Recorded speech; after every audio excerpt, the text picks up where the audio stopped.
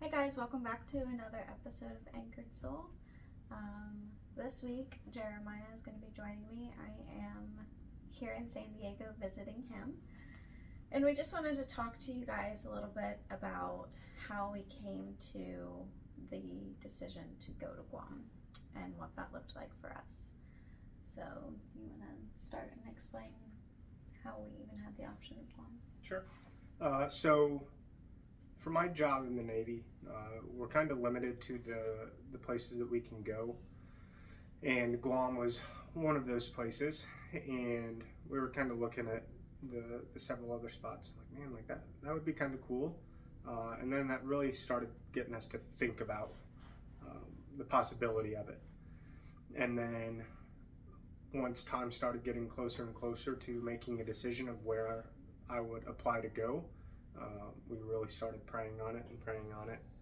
And then throughout the process of how it works for the Navy, I won't get too much into it to bore y'all, but there was a time slot that I was able to apply, and really the only ones that popped up were Guam.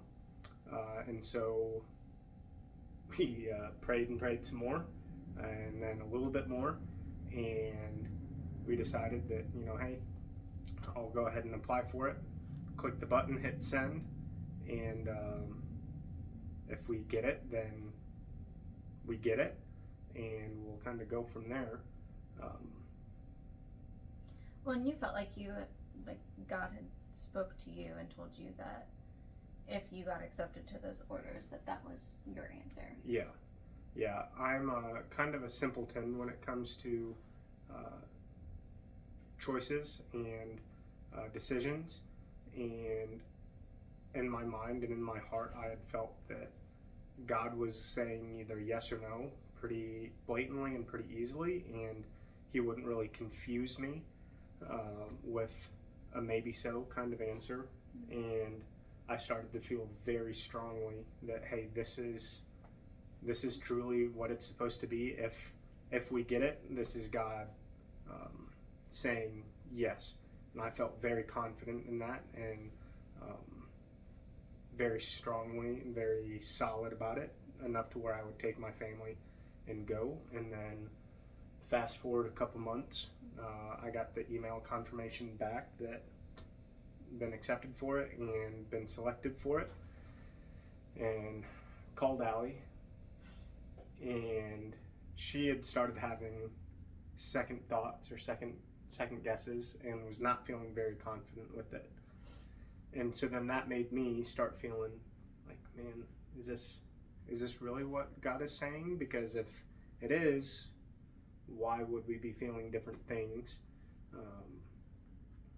So then it just really boiled down to, okay, I've got the orders, so if I stay in the Navy, then this is where we are going. Mm-hmm. Or I get out of the Navy, and obviously we don't go to Guam. Mm-hmm.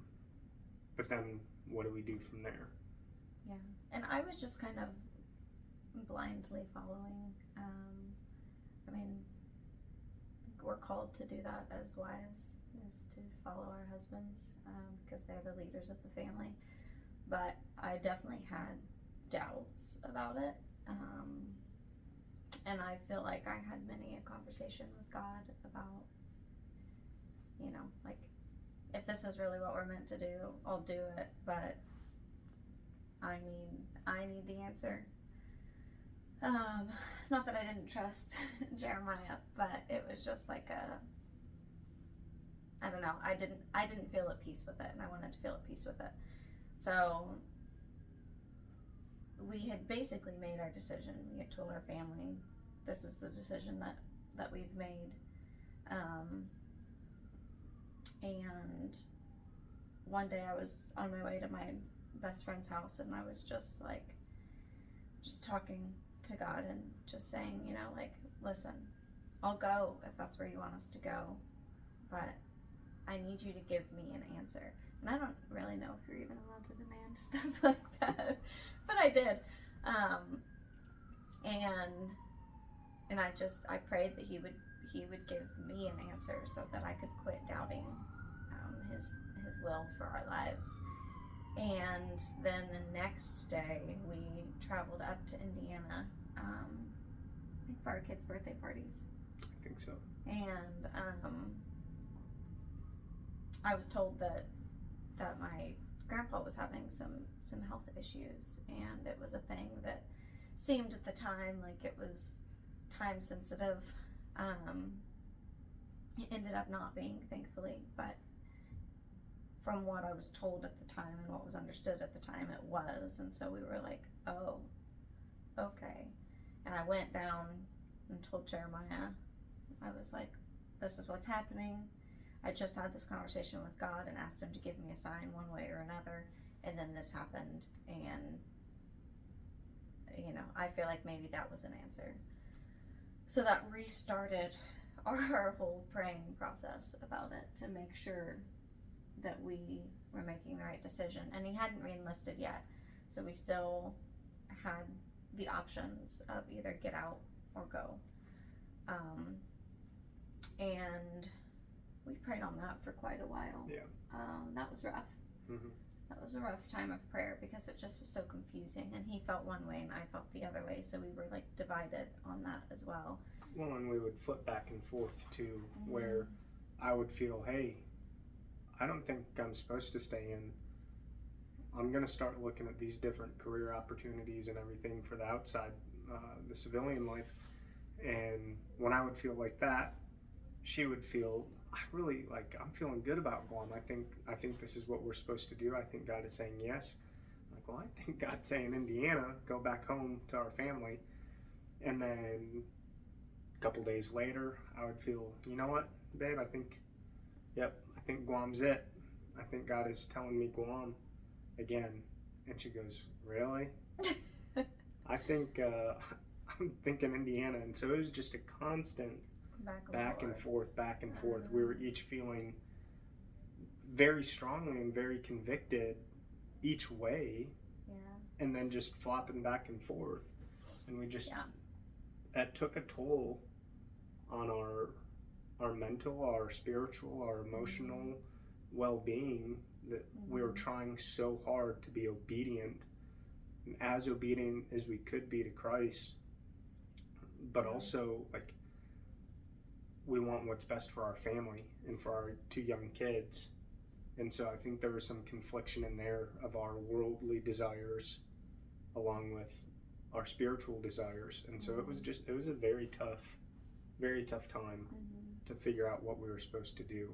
Yeah. And I feel like all of my reasonings for staying in Indiana were worldly reasons. Like, they were personal reasons. We would be taking our kids away from grandparents only for 3 years, and they're still, like, our son's going to be 5 by the time we come back, so he's not going to be very old. And our daughter will be 4. Yeah. But I, from a young age, my grandparents moved and weren't local. I still saw them every once in a while, but it wasn't, they weren't local. And I feel like that really played a role in the relationship that we had when I was younger. We have a fabulous relationship now, but when I was growing up, I felt like it was strained. And I think that, I had a fear of that for our kids. I don't want them to not have a close relationship with their grandparents or aunts and uncles or anything, but also I didn't want them to hold that against Jeremiah and I, because we are the ones that made the decision to take them away from that. So that was a lot of it for me. And I'm a really big family person. I've always been the one that goes to all the birthday parties and all the events and everything, and haven't been able to go to all of them the last 3 years when we've been in Tennessee. But my thought was, well, I can't go to any of them if we're in Guam. Can't go to any holidays, can't go to any birthdays, nothing, because we're not going to be here. So that was hard for me too, because that's always that's just a big part of who I am, and that was just hard for me to grasp. So we prayed about it. We ended up having a conversation with my grandpa about it because we talked to one of the pastors at church, and he said, you know, you need to talk to your grandpa, see what he says about it, because I hadn't even talked to him about it, like about anything at this point. So we had a conversation with him about it, and he asked us questions, and basically at the end of it he said, well, why wouldn't you go to Guam? Like, what are you questioning, basically? Yeah. And you know, he said, you need to do what's best for you and your family and your kids. And he said, and honestly, I think this is it. I think this is what's best. From everything that you've told me, you need to go to Guam. So that was it. That was the deciding factor, really, for us. Well, for me. Yeah, and we were on the way back. It was like an hour and a half drive back from her grandparents' house to our house, and of course we were talking about it like the whole way. But that was, I believe that conversation was a conversation that was led by God to give us both that peace, because that was the first time, and this was probably February, March-ish, I think, time frame. Probably. And I had gotten selected, put in for the orders in August, gotten selected for the orders in October. So technically from August until about February, March-ish, this was the first time that we both felt so at peace and together and solidified that, hey, this is what we're doing, and this is where God is taking us, this is where he is leading us, this is where we're going to be able to build the kingdom the most, and that's what we're going to do. And shortly after that, I went and re-enlisted, and that's really truly sealed the deal. There's no going back after that, because the government doesn't take too kindly to breaking contracts. So here we are. And then we will we'll probably make another video about kind of what our steps were after that, after we hit that point.